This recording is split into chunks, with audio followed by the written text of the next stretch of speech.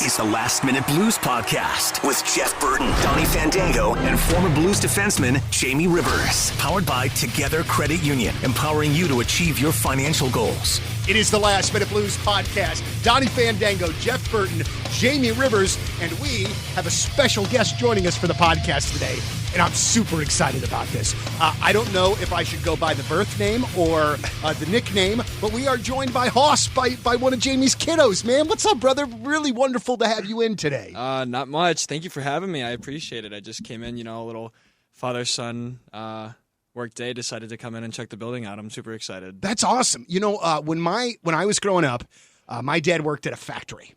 So when I went to go see my dad at work, it wasn't cool, man. Like it wasn't like this. It was a factory, so it was hardcore. Yeah. It was like, well, man, I do not want to do this when I get older, But man, you're gonna get to do a lot of rad stuff today, man. Like being on the fast lane with the guys, listening to Anthony Stalter school your father about sports. I mean, that's gonna be an interesting, amazing. Let's tap the brakes there, okay, Donnie? Let's tap the brakes a little bit. I'm just giving you troubles, man. So for our listeners, Ashton's one of my 19-year-old twin boys. He comes with the nickname Haas because he's 6'5", and basically that's the only name you could give a human being that large. He's played hockey his whole life up until, last year? Yeah. So he is he's well-equipped for all things hockey. He grew up basically in the NHL, in the locker rooms and doing all that stuff around all the guys. And what's funny is there was an experience that, and I'll let you talk about this in a second, they're Big Haas, but the Winter Classic when it came here. They had the alumni game. And it's so cool to look back now at some of the pictures. And Ashton and Braden, my other son, are in the locker room. They're taping sticks. They're sitting between Hull and Gretzky and just kind of hanging out and doing the locker room thing. Dude. Which is such an experience for anybody. But not that they were numb to it, but that's just kind of how they grew up. Because definitely. Sorry to cut you off. No, there. you're not at all. I do it all the time. So the alumni game was a lot different than anything I've been used to. It was you get in today's age, you get the new players and all stuff like that. But then, when the Winter Classic came around and it was the alumni, we stayed in this hotel and you hop on the bus with all of the alumni guys and all of their families and you head down to, what was it? Busch Stadium. Busch Stadium, yeah. And we... me and a few other kids of alumni got to hang out in the locker room with Gretzky, Brett Hall, all these just biggest names in hockey. Rivers. Yeah, we'll leave that one out. Very good. I like Hoss already. And then we got to run around and grab tape for them, talk to all of these guys, get signatures. There was a ton of current Blues players down there too. And then you walk outside from the locker room down this long hallway and then just people everywhere. I can't imagine. It was a sight, man. We walked out, and even Brett Hall looked back and he went, "Oh my God!" There were people everywhere. Yeah. It was the craziest feeling ever, man. Well, Hoss, let me ask you this, man. Right. As a guy that grew up loving sports of all kind and being a huge sports fan, the idea of my pops, my dad, being a professional athlete was just something really, truly that I could only dream of.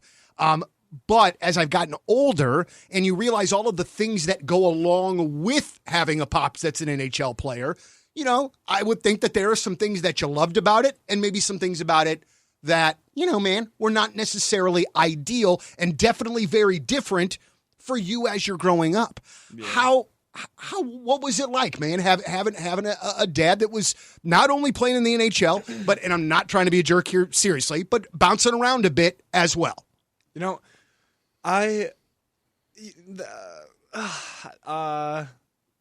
Growing up was obviously different, we moved around a lot once I got into close to the double-digit age group. When I was young, I don't really remember a lot of it, but as I got older, my dad was in Europe. We spent a lot of time in Europe, and that was the craziest part about, because all these kids I know that I go to school with, they're their family vacations to Florida, and I'm they're like, "Where'd you go, Ashton?" "Oh, Switzerland." But no, other than that, honestly, nothing's really that different. The one thing I really admire about my dad is that he's never made anything feel or any different than it actually is. It's like there's no bougie side to anything. We're just normal people living life, and my dad just happened to be extremely talented at the sport that he was passionate about. So, and we obviously there's perks that you get throughout life with that, but other than that, honestly, it wasn't really all that different. But from my point of view, it wasn't. But maybe for somebody else, they could say, "Hey, you had a better life than I did," or "You got these things," and I'm like, "No." Yeah. So that goes back to What a good perspective from this young man, dude. He's an incredibly intelligent young man. Talk about head screwed on straight. I'm very proud of him. Yeah. Trust me. But it goes back to kind of being numb to the whole experience because that's what he grew up in, right? Yeah. So when you ask the question, what was it like growing up? Well, for him, it's normal. Mm-hmm. Well, this was just life. Like, Really had his dad been an electrician or a carpenter, then at 7 or 8 years old, being transplanted, boom, as a son of an NHLer, wow, it would be a lot different. Yeah. But for Ashton and the rest of my kids, they just grew up in it. Yeah. So being in a locker room, like in Detroit, when he was a baby, just a baby being held by Kid Rock, walking around the locker room and stuff, like he doesn't remember any of that stuff, but that's not an everyday experience for like a lot of people. So, Jamie, how, and this is a really broad question, and I'm sure there's a lot to it, but like, as you're getting ready to become a father as an NHL player, how did you tackle that so that your kids have this very down-to-earth mentality? I would just guarantee that it came from your parents and has just kind of trickled down. But this is something that you have to kind of keep focusing on, right? Because if you don't pay too much attention, then you got spoiled brat kiddos that, dad's playing in the NHL, blah, blah, blah, How are you looking at that? Can I say something real quick course. just before he answers? My whole life, I have never met two people, my parents, that have preached something more than manners and treating everybody with respect. Please, thank you, no thank you, and holding the door for people, everything. Like it. My parents did an absolutely exceptional job raising and actually teaching me and my brother how to turn into young men, and my sisters how to be polite women and stuff like that. It was absolutely amazing what my dad was able to do being as home as little as he was and stuff like that. So I will say that it was very admirable. Yeah, so, thank you. Dude, that's awesome. That's beautiful, man. Yeah, it's incredible. It is. Like I said, I'm extremely proud of all my kids, but that was the foundation. The foundation was respect and good manners, and that we're very fortunate. And we never played it up, right? Like, so when Christmas came around, they got gifts and whatnot, and yes, they were very fortunate at different times because we had access to certain things, but it was never promoted as like, boom, look what you got. Yep. It's just like, hey, happy birthday, Merry Christmas.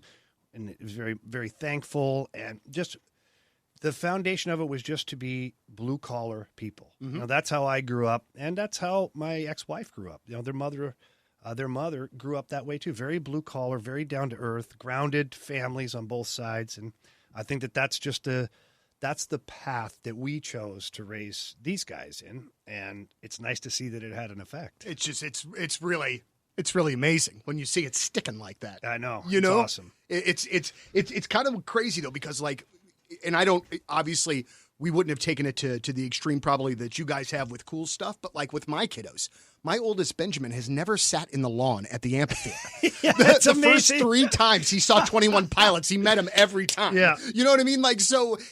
But that's normal to him. It's normal to him, but it's also very important for me to say to him along the way, hey, bro, this is not something that everybody gets. Please make sure, you appreciate it's it. A and privilege. You're not bragging and all that kind of crap, Yeah. Well, that's the same thing for them is, Never sat in general population. At a hockey game. It's always been I go to Detroit for a hockey tournament when I'm in, I think, 8th grade. And I'm like, I'm expecting to just, go sit in the stands because whatnot. And we get there and I'm sitting in the massive Detroit alumni room. It's like the size of a football stadium, just up top. And I'm like, and they're giving them hats and giving them stuff, and it's like just a privilege and all. And I never take anything for granted. I look at it as, yes, it's I'm very fortunate to have stuff like this, but, I'm not going to make a fool out of myself. I'm going to respect the people who have earned the right to be in this room just as much as my dad has and stuff like that. So, oh, dude, that's great. It's cool. He can come back on this podcast anytime. Right. Well, I mean, anytime. Well, we'll see. We'll see how he does. Right. And walking through the door later on, his head to be so big. Oh, stop. All right. Well, so boys, we are looking at the Blues regular season. I mean, right square in the face. Yeah, it's all right. up, baby. I mean, it is coming up quickly, and unfortunately, there is almost not a person in the world that I feel as bad for right now as Scott Perunovich. That poor dude cannot catch a break, man. Well, he did catch a break, a broken shoulder. Is that bad? Wow. Is that a dad joke? Come on, is that bad? Man. Wow. Well, it's too soon. Too soon. Yeah, that's what I think. Is it though? Especially when homie is dealing with injury after I know. injury. Okay, so let's recap this for a second. Yeah. For some of our listeners who may not be up to speed on Scott Perunovich, a Hobie Baker winner out of college, which is the Heisman Trophy for hockey players. And had never been hurt beforehand. No, had never Correct? been hurt before. Never. Turns pro, signs that awesome contract, that first contract, and he has to have surgery the very first season. And it was a pandemic season, so it was kind of like, who cares in a good way, because you weren't really calling guys up. There was a taxi squad. It was a mess, as we remember. So he got to be injured and heal throughout that first season, kind of under the radar, which was nice. Fast forward to the next season, he comes up, plays he starts in the minors. He's leading the league in scoring after 15 games. As a defenseman. As a defenseman, correct.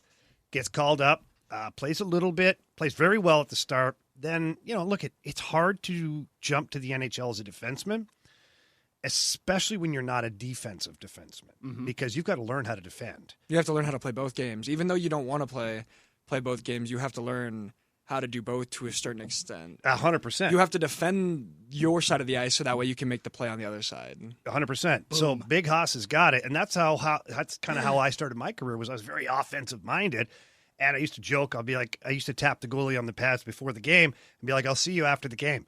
Meant I wasn't going to be in the defensive zone. Well, that didn't work out so well at the NHL when you got Lemieux and Yager and Gretzky and Messier, and they're coming down and putting the puck in the back of the net. You better learn how to play defense. Yeah, man. So Scott Perunovich kind of went through that transition, and then he got hurt.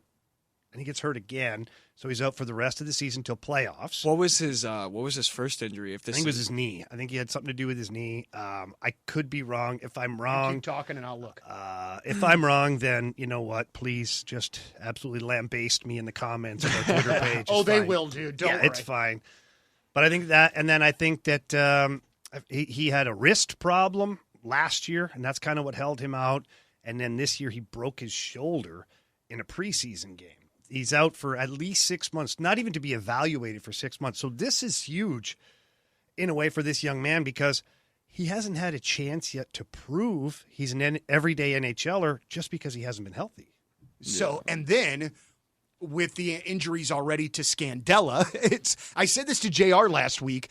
It feels like with defensemen, it's like pitchers with baseball. Like you can never freaking have Aren't you glad you got Nick Leddy now? enough.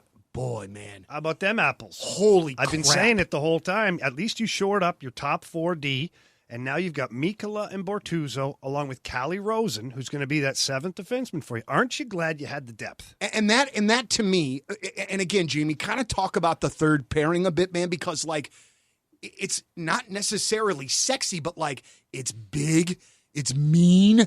You know what I mean? Like, so it feels like that's a really solid third pair. Yeah, so Mikkola's what, 6'6", 6'7", Bortuzzo's 6'4", and Haas, how, in your opinion, the role of the third pair D on a hockey team, what is their role? What is their job to do out there? What are they supposed to make sure of?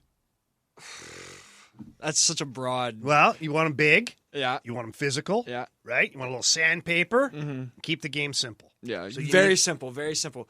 In the defensive zone, you make the easy play. You don't stick handle at the blue line as the third pair. You get the puck out and you keep the puck in. If the puck comes up to the point, you get a clear shot. You take it. If not, back down the boards behind the net. Dude, this is so why? kick-ass. You know why you put it behind the net? Tell me. It's the farthest point from your net. It's the least dangerous spot on the ice. Dude. You make a turnover, you turn it over behind the other team's net. That way they have to go the entire length of the ice to score. So Okay, so You must have had a great coach. So Jamie, like, obviously it's not ideal. Okay, having Perunovic out, having Scandella Yeah, but out. you know what? Here, Donnie, let me stop you for a second.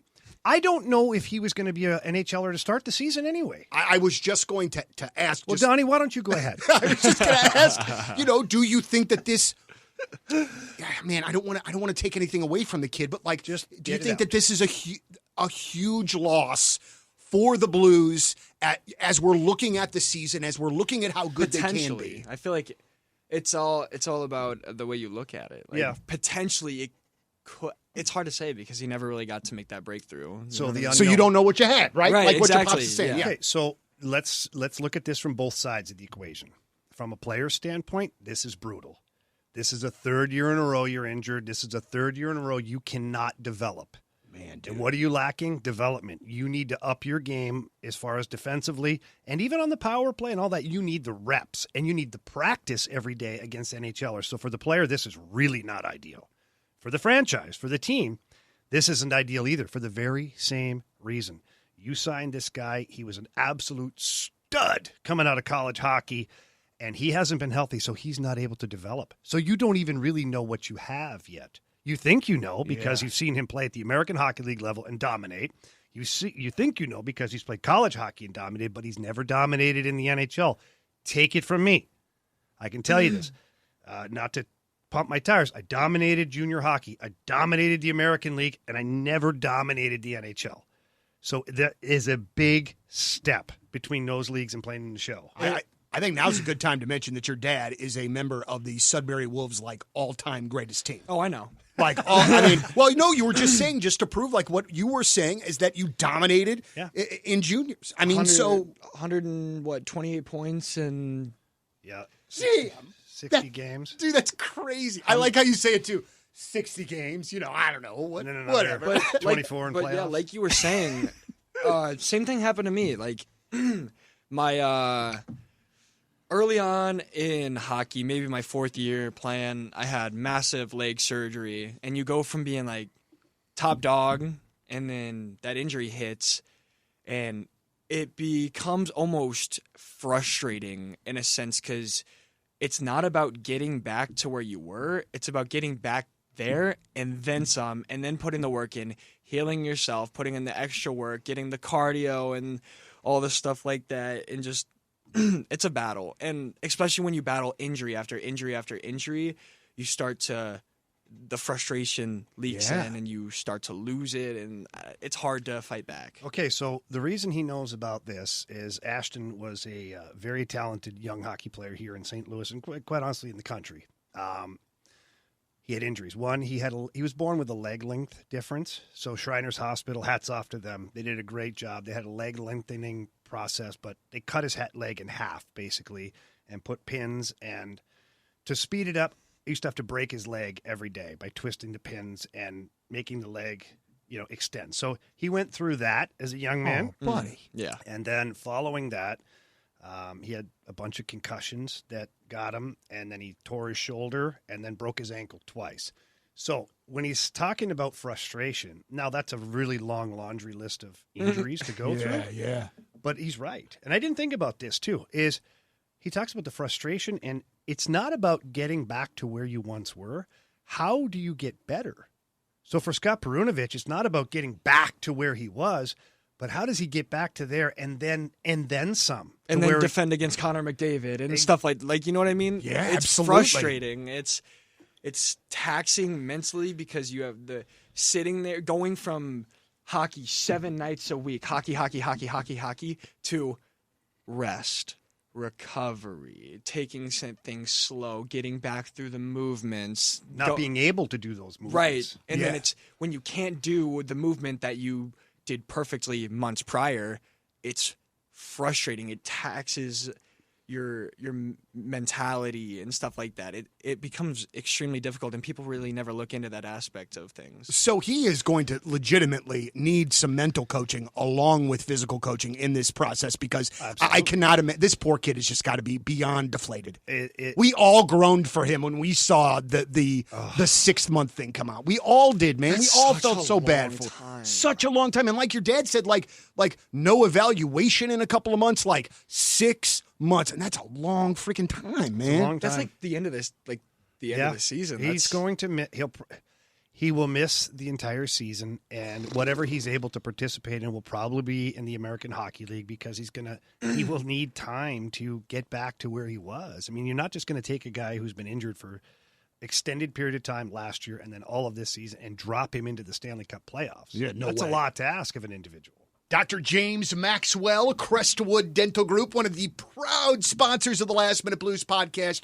I love going to Dr. Maxwell, but more than anything else, I feel so relieved knowing that my kiddos go there and that they're being taken care of to the degree that they were. You know, Dr. Maxwell and his staff, they let my kids, let us know about 6-8 months ago that the kiddos needed braces. So now, I've got the orthodontist thing going on, but Dr. Maxwell is still taking care of the health of those teeth and gums, and they're just so great. My youngest son, Dexter, is an absolute spark plug, and getting him to sit in that seat and be still and be patient is tough for everybody, but Dr. Maxwell and his staff, they handle it with an absolute smile. They're just really great at what they do. Dr. Maxwell is always learning, trying to find out better ways to do what he does. If you need a great dentist for you and your family, Dr. Maxwell and his team, they're going to take great care of you. Crestwood Dental Group off of Watson in Crestwood. Give them a ring, 314-463-5655. Crestwood Dental Group, Dr. James Maxwell. All right, I'm going to throw 3 names out at you guys. All right. I want to know, are they making the team? I want to know how you kind of view their prospects for 2023. I want to start with the young man that is Jake Neighbors. Will Jake Neighbors make this Blues team, or will he start the year in the AHL where he can be a top dog and dominate? I think that all depends on the health of Logan Brown. Okay. Because Logan Brown had himself a heck of a preseason. Now he's got the injury bug a little bit here. All things being equal, I think that Jake Neighbors gets a chance if Logan Brown isn't healthy. Okay. And because I think Jake Neighbors, as good as he's played, and I'm happy for the young man, he needs to play big minutes. Mm-hmm. So he'll play 12 or 13 minutes a game in the NHL, where he'll play 18 to 20 minutes a game in the American Hockey League. And like we've said before, he'll play on the power play. Will he play on the power play? Everything. Regular shift. He'll play against the best players in the league, and he may only need 10 games. Right. For the Blues to be like, okay, you know what? He's in.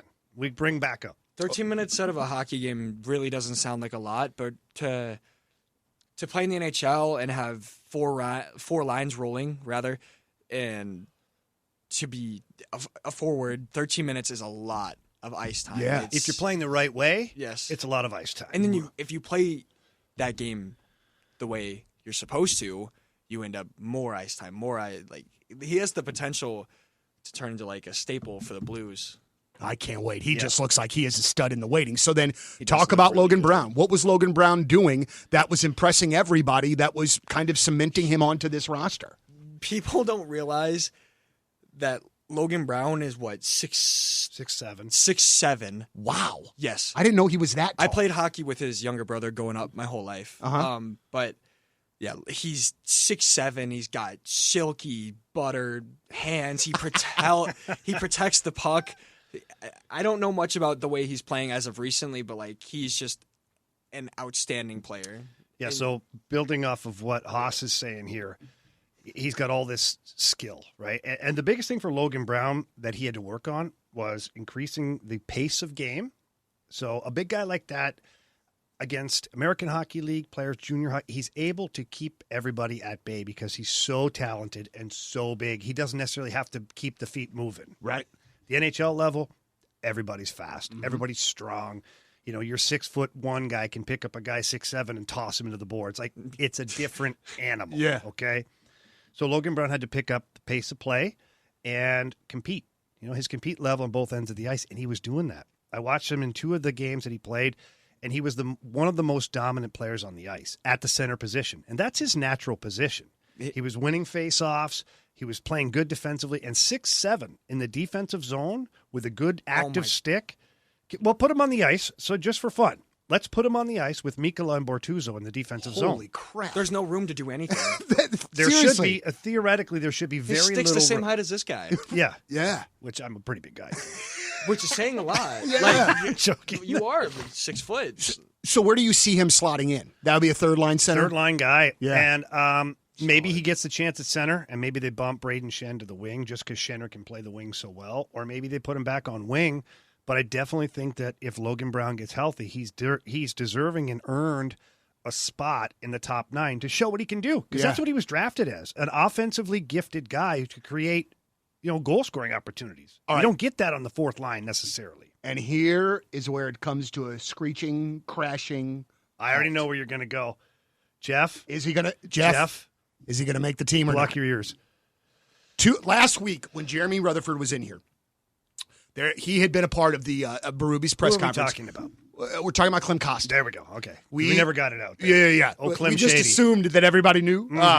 But Jeremy Rutherford had asked Coach Berube, what do you think about Costin? And, I mean, he was very forthright in saying, I need more. I need more. So, again, this is a couple years here now that I feel like we're saying essentially the same thing about this dude. Is he going to make the team? So before we answer that question, I want to bounce this off of Haas because, and not about Clem Costin, the player, and everything in and out. What I'm going to bounce off of you, Haas, is if I was to tell you that a forward played 13 or 14 minutes in a hockey game, yet was invisible, what would your thoughts be about that? How would you describe that player then for that game? Irrelevant. There you go. And unfortunately that's a strong word. Yeah. But it's true.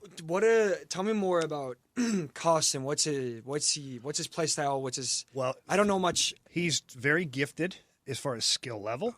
He's Size? Oh, he's big. He's big, got big shoulders, strong. man. Yeah. He can skate. He can hit. He can actually fight when he chooses to fight. He's got an NHL shot. Most of the time when I hear about players that have stuff like this is like what genuinely used to make players stick out for me, like when I play against a kid, like we play against the best teams in the world. Like I play AAA hockey, you play against these kids.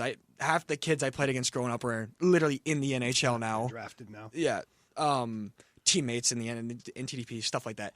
But intensity, you have to play with intensity. And that is what made players stick out for me is like skating hard into corners, protecting the puck, cycling, finding the open man, passing hard, shooting to score every single time, stuff like that. And Haas, as you're saying this stuff, and I don't mean to interrupt you, but I kind of do because that's what I do on this podcast. No, it's okay, I understand. But like, he's not doing any of that So stuff. that's to Dude, Craig none of it. Berube's point is I need to see more. The number one word for Craig Berube about any player, as we've learned over the last couple of years, is compete. Compete. Intensity, compete, urgency. Like you want to win. You will do anything it takes to be successful. Clem Costin has all the tools. It's literally like, the most beautiful Porsche you've ever seen, right? It's got all the tools except it was made without a gas pedal. Yeah.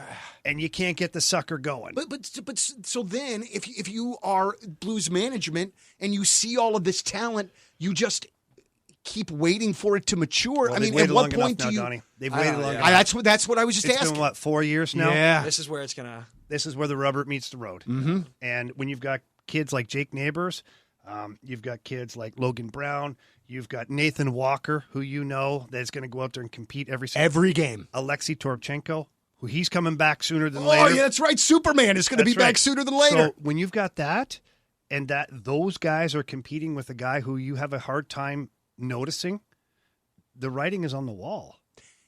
And I feel like, and you know what? I feel like this is the only Blues player that we are consistently saying this kind of thing about. I've been hearing his name for 3 years? At least 3 or 4 now. And it just like, come on, man. You know what, Donnie? And you'll understand what I'm about to say. Oh, I've probably heard it 100,000 times before. Clem Costin was given the answers to the test, and he's chosen not to use them. Absolutely. Greg Berube he has laid out what he needs from him as a player, and he's not doing it. So if I'm a coach, two things. The player is unable or unwilling. He's not unable. No. Because he's got all the talent in the world. He's unwilling. And if that's the case, how can you win with someone who's unwilling? I mean, you just can't. All right, now listen, we're going to wrap up with this. Strong way to wrap things up here. This week, the Blues make a really great announcement that there will be a Blues Hall of Fame. Long overdue. Now, 10 automatic inductees. Al McGinnis, Bob Gassoff, Bob Plager, Barclay Plager, Sid Salmon, one of the original Blues owner, Brian Sutter, Brett Hull, Bernie Federico, Chris Pronger, and Dan Kelly. So we are going to nominate a few more folks, I believe, this year that will be inducted. If you guys had to pick a couple guys that you would like to see inducted, who would it be? I'm going to go first. I'm going to say I want to see Alex Steen get inducted. Yeah. I think a lot of this happened with your dad and me kind of learning the nuances of the game a little bit more, but seeing all of the things that dude did for this team, there is no freaking way we win that cup in 2019 if it isn't for Steiner. And I just think he should be one of those guys, and then probably somebody like Big Walt, somebody like Keith Kachuk. That just a great Blue. But there's a lot of great guys that you could choose from. Yeah. For me, I think Jimmy Roberts. Jimmy Roberts should absolutely be in the Blues Hall of Fame. He's the first St. Louis Blue. He was drafted the first guy ever to be a St. Louis Blue. And, what he did for this organization as a player, as a coach, as a mentor. Culture, everything. The stories about Jimmy are endless. I think Jimmy Roberts is a guy that's kind of off the radar that deserves to be in there. And, I think Steiner's a great one. I think guys like Barrett Jackman, too. Yeah. And Bruce Affleck. How about Bruce Affleck? Yeah, man. He's been the head of the alumni for 30 years now, and our Blues alumni I would argue, is the strongest in the NHL. Absolutely. And that's because of guys like Bruce that have managed to keep it all together like that. So, for me, those are three guys that I would start with. Yeah. But the best thing about this is the Blues have such an incredible franchise history of players and characters. Yep. I think that's the biggest thing here is the Blues Hall of Fame can't be based on goals and assists. Because if that's the case, then Bob Plager, he doesn't qualify, right? But and then you're going, what do you mean he doesn't qualify? Exactly. Right. Exactly. So let's expand the criteria to people who made a difference on the team, in the community, and all these other places that help grow the game of hockey, help mentor young players who came in 10, 20, 30 years after they retired.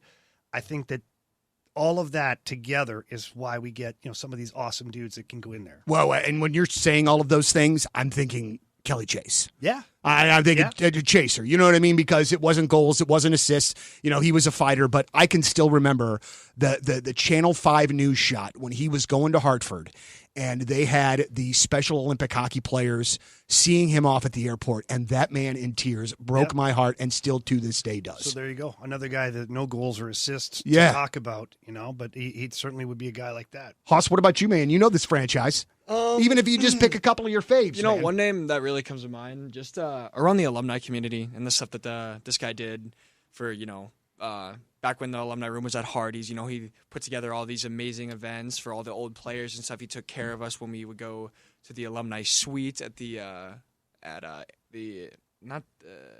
Enterprise. Yep, Enterprise. Enterprise. Sorry, it's been so many names. It's been 12 names. Yeah. But Terry Ake.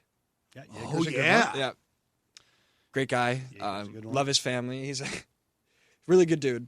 I like him. I think that's a good name. Man, and you're not, but you're just not going to run out of people. You know what I mean? Right. This is the beauty of it, though, is every year you could have 3 to 5 guys go in there. And who cares if you have a whole bunch of guys? You got some catching up to do. Yeah, absolutely so. Up to do. And I think it's great that they get the fans involved. To me, I think it's an amazing opportunity for fans to remember the past, to honor some of the players that have done a lot of great things, both, again, on and off the ice and in the community. And then at the end of it, it's a great revenue source for the Blues. Absolutely. The business model's great. Every year you get a bunch of guys come in. Every year you sell jerseys of those guys that are out there, so people now have a piece of nostalgia as well. I think everybody wins. Are we talking, Blues Hall of Fame, do they have to be retired as of right now? Yeah. Yes, and I think they have to play a certain amount of games with the team as well. Well, like I want to say it was like 300 games or something. Maybe it's 200, something along those lines. I could be wrong, but I mean, just a few that they have on the Blues website. Listen to this. How are you going to choose? Red Berenson, Scotty Bowman, Pavel Dimitra, Glenn Hall, Barrett Jackman, Curtis Joseph, Mike Liute, Adam Oates, Steiner, Gary Unger, Pierre Turgeon, David Backus, Wayne Babbage, Al Arbour. I mean, like, this is some of the who's who in the NHL overall in the history. Yeah. This is just so cool, man. And also, too, the more that we're talking about this, we're just that much closer to Blues regular season hockey. It's my favorite time of the year. Playoff baseball, Bills football, Blues hockey. I love it. I love it so much. First of all, Hoss, yes, you are welcome to come into this podcast anytime that your dad allows you. It was wonderful having you in. You are a tremendous young man, and I really appreciate you being here today, I really dude. appreciate that. Thank you for having me. Anytime, man. Ribs, you're okay. Yeah, I know. Don't get carried away. Yeah. For Jeff Burton, Jamie Rivers, Hoss Rivers, Donnie Fandango, as always, it's the Last Minute Blues Podcast, and let's go Blues! The Last Minute Blues Podcast. Hear more at 1057thepoint.com. Powered by Together Credit Union, empowering you to achieve your financial goals.